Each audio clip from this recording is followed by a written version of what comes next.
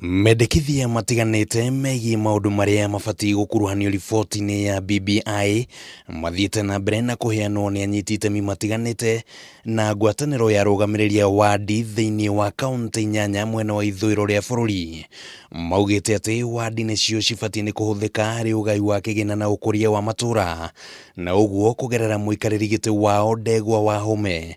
Makauga atĩ ũndũ ũyũ nĩ ũbatie nĩ gũthingatwo riboti-inĩ ya BBI. We expect the monies that are coming to the grassroots, to Icigo, that it goes up from the recommendation of the BBI to 45%. And again, when it comes to 45%, it goes from the 314 billion we have to above 1 trillion. And therefore, assemblies must be empowered, their functions, mandate and benefits and capacities must be built.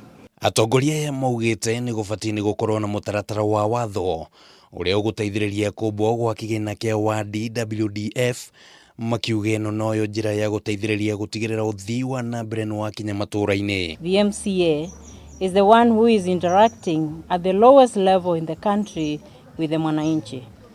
If we empower the county assemblies, we are going to see a success of devolution.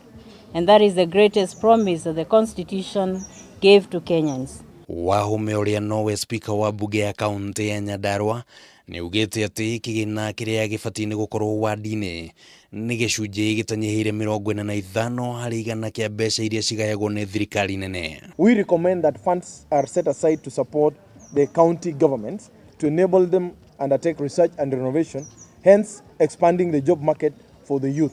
Hamwe na kaunti iria cirarũgamĩrĩirwo mũcemanio-inĩ ũyũ nĩ Nyandarua, Makueni, Machakos, Kitui, Embu, Tharaka Nithi, Meru, Isiolo na Marsabit.